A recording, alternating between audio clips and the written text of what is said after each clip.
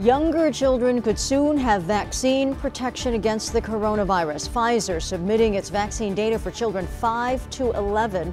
How soon before kids in that age group could start getting their shots? In just a few hours, we could find out if San Diego Unified students and employees will be required to get vaccinated for COVID. The big question ahead of today's expected vote is what happens if they refuse? A renewed push to lift border travel restrictions at our southern border. The action Mayor Todd Gloria is taking today to try to get the Biden administration to fully reopen travel over the border. ABC 10 News at 11 starts now. ABC 10 News at 11 starts now. Thank you so much for joining us. I'm Virginia Cha. So in just a matter of hours, San Diego Unified Board members will open a discussion and then a vote on whether to require all eligible students and staff to get vaccinated against COVID-19. We found out they're already eyeing a date in December as the deadline for the second shot. ABC 10 News reporter Mimi Alcala joining us live from outside district headquarters in University Heights. Mimi, the plan is expected to be met with pushback. And Virginia, today we expect to hear from those who oppose a vaccine mandate as well as those who support one.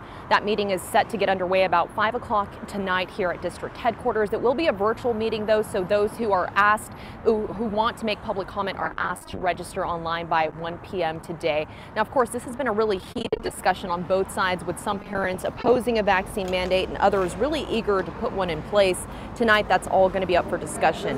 What the district is proposing after working with the UCSD expert panel is to require employees, contractors, and staff working with students to be fully vaccinated by December 20th as a condition of employment, and also to require eligible students to be vaccinated as a condition of in-person learning once full FDA approval is granted for their specific age group. Mandatory testing would be in place for ineligible students in the meantime. Now, I'm told by the San Diego Unified School Board that there will be a vote during that meeting tonight to determine if that mandate will in fact go into place. This comes after LA Unified School District voted to require all of its students 12 and up to be vaccinated against COVID-19.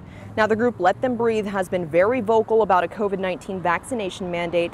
They started a new initiative called Let Them Choose, and they tell me that they've actually sent a letter to the district saying if the mandate is in fact passed, they will pursue legal action. We're also told some people will be showing up here outside of the district headquarters around 3 p.m. for what they're calling a silent sit-in to oppose this mandate. Of course, we're going to be covering this all day long. For now, we're live in University Heights. Mimi Alcala, ABC 10 News. We will see what they decide. Thank you so much, Mimi.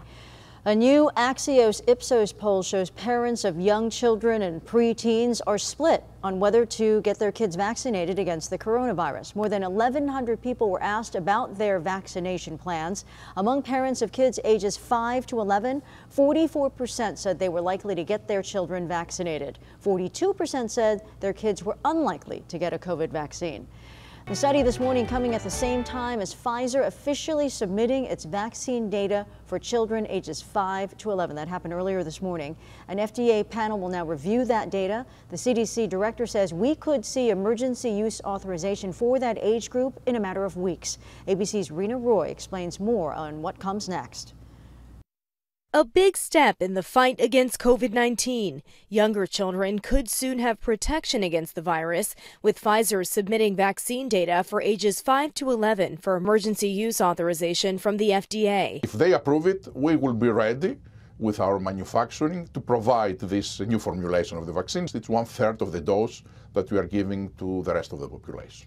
Pfizer says in clinical trials that lower dose appeared safe and effective in that age group.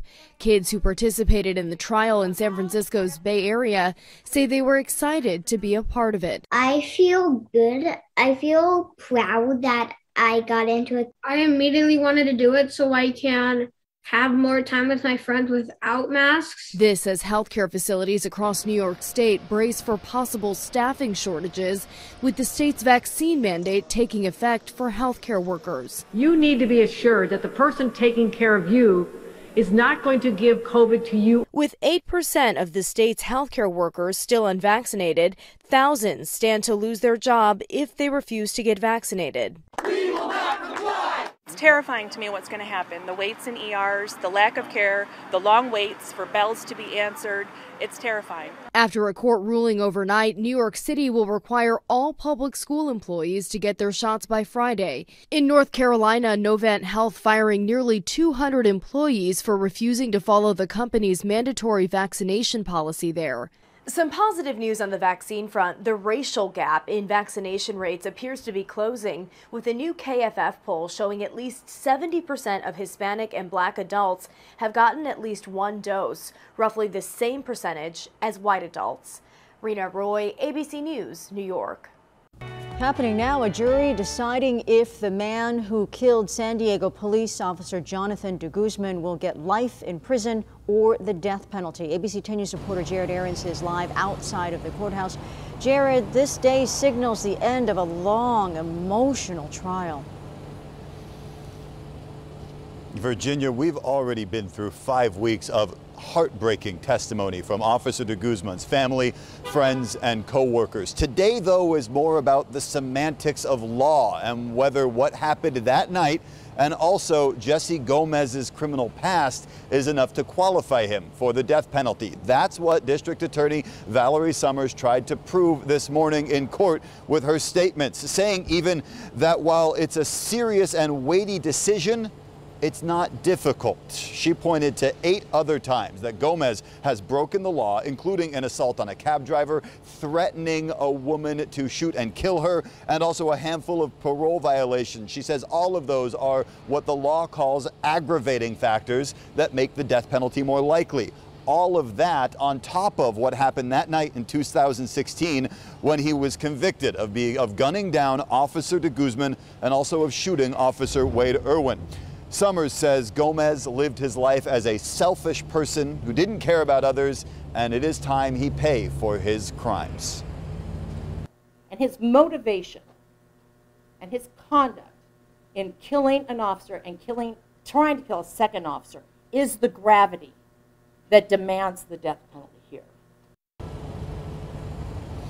It is worth noting that, yes, California has the death penalty, but the state hasn't executed anyone since 2006, and a number of court orders and legal challenges and also gubernatorial mandates make it unlikely that they will anytime in the near future. So whatever the jury decides today will be more symbolic on how heinous they feel this crime is. The defense is presenting their case for why he should get life in prison without parole instead of the death penalty right now. If the jury makes any decisions today, we'll be sure to bring that to you. Live downtown, Jared Aarons, ABC 10 News. Thank you, Jared.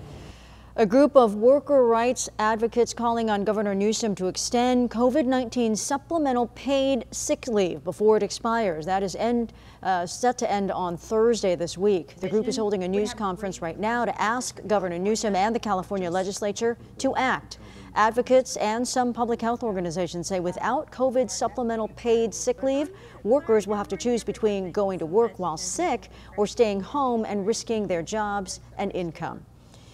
It's been a year and a half since non-essential travel was halted at the southern border, and there is still no indication as to when it will be allowed to resume.